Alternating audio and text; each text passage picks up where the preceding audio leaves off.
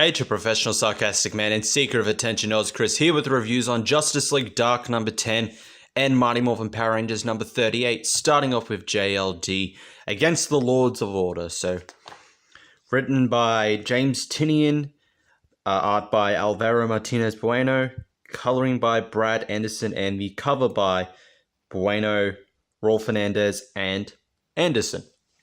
So what you see on the cover for art is what you get on the interior, pretty much. So, Lords of Order Part 3, starting off, we actually learn a bit more of why Dr. Fate and the Lords of Order want to kill, want to destroy the magical community, and their connection with the other kind. As it's revealed, they're all doing this to save the world, in a sense, at a great cost.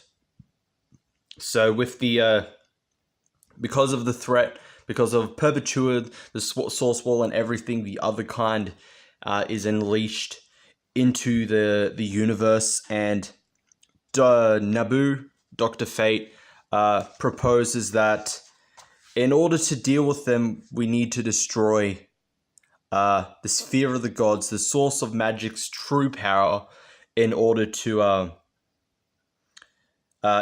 kill the other kind. So if that's destroyed, as Nabu says, the other kind will be starved, and he says our final act will be to use our powers to seal the gate between the two multiverses, the standard multiverse and the dark multiverse. But anyone that's connected, any magical beings will also, as a unintentional side effect, will die when this process happens of destroying the source of magic's true power. And Khalid finds this out, hence how he gets trapped in the vase when he's reintroduced all the way in the first story arc of Justice League Dark. So coming back to present day, it was all of this story, all of the true intentions of the Lords of Order is being retold to members of the JLD, everyone in Mira, Detective Chimp, Man-Thing, etc., as they prepare to face off against the Lords of Order, who are enacting their plan of destroying the source of magic in order to save everyone. And while this is going on, Zatanna, Wonder Woman, and Cirque are still... Well, Zatanna and Wonder Woman are still searching for Mordru with Cirque's help.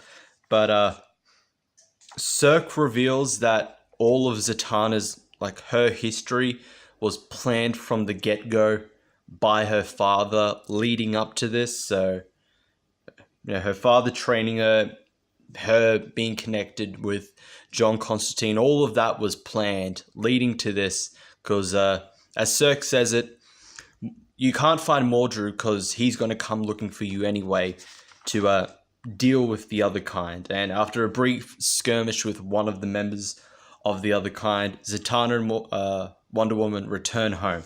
So I'll leave it there. Story, 4 out of 5. It was a good issue, good story, plot progressing really well. As such, in the middle of the story of Part 3, we get a big revelation about the Lords of Order, their intentions, about Zatanna and her quest to find Mordru, Mordru's connection to her father as well.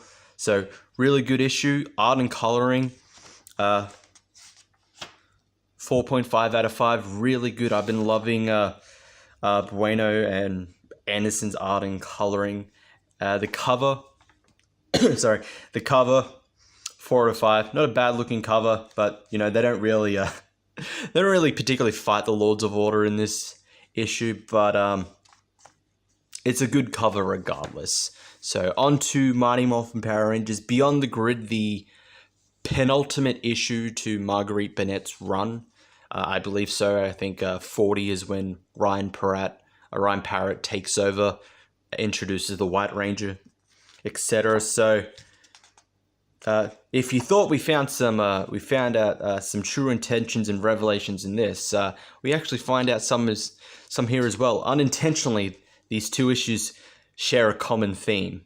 So we find out the truth about the Praetor, and I guessed it, he's actually one of the Morphing Masters. So in this, him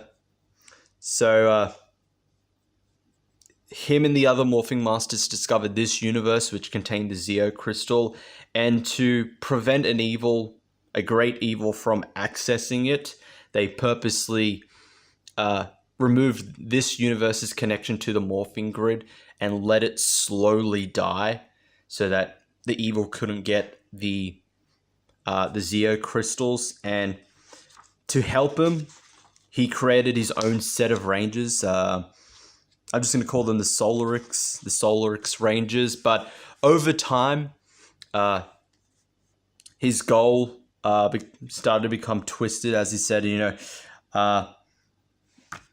the years passed and the Rangers fought on, grew older, never lost their light, even as their powers began to fade. While I came to see the truth. There was no way to make this universe safe for the rest of reality. To bring a light into the darkness does not end the darkness, but only reveals how puny, how weak, how finite is the light. The Morphing Masters are psychic. As the void began to wither and die, cut off from the grid, I felt all their fear, the pain. Why should they suffer? I thought they would die with dignity as I intended to do, but they fought, climbing over the bodies of their own dead. Shedding all pretensions of decency and dignity, they fought to live like vermin.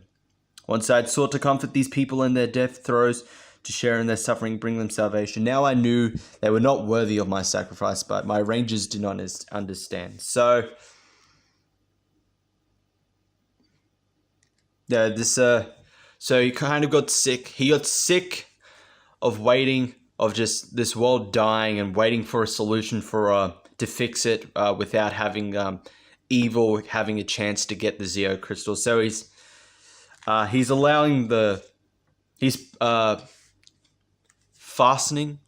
quickening the universe's destruction. So Alarian, the Solarix Ranger, finds out about this during a brief psychic connection with the Praetor, and she breaks the Solarix into several pieces, handing them to the rest of the Rangers, all of them turning into their versions of the Solarix Rangers, or just the Solarix Rangers in general. As the Praetor finds out about this, angered by this, and decides to launch one final attack on the Rangers. So, we'll leave it there. That was the penultimate issue. Story, 3 out of 5. It was kind of average. It's good to know we actually find out the truth about what the Praetor is, even though a lot of people guessed it. Just by his design alone, it was very obvious that he is or was a Morphing Master. So in a sense, he was a Morphing Master, but betrayed the rest of them pretty much because he got sick of their plans, etc. Saw the pointlessness in their plans. So, but the rest was It was alright. It was average. I would have thought it would have been more of a big deal with Mike betraying them. It's kind of just quickly resolved. It's just no, I'm sorry I did this, and they're just like, the Praetor got into my head as well. It's understandable. I thought that would have been a much bigger deal because it was set up as such to be like a much bigger deal, but I think probably because of time constraints and this being the penultimate issue, it's kind of just quickly resolved. So I can see why it was done quickly. It's a bit disappointing that it had this build up and it was just a quick resolution to it. Art by Simone Demio and coloring by Walter Bayamonte. 3.5. I think the art was at its best, like in these flashback parts about the Praetor's origins, his history. Then when the Solarix Rangers, the second set, the second team of Solarix Rangers make their debut, and pretty much just from like the halfway point onwards, the art and coloring was really at its best. The other parts were kind of okay. The cover by Jamal Campbell, yes, the cover by Jamal Campbell, 4 out of 5. really good looking cover of the Praetor. Kind of, no, he's been messing with them. It's a good representation of the Praetor playing with each of the Rangers, trying to manipulate them, although it turns out it doesn't really work. So that is it for those two. Thank you all for watching. I'll see you all next time.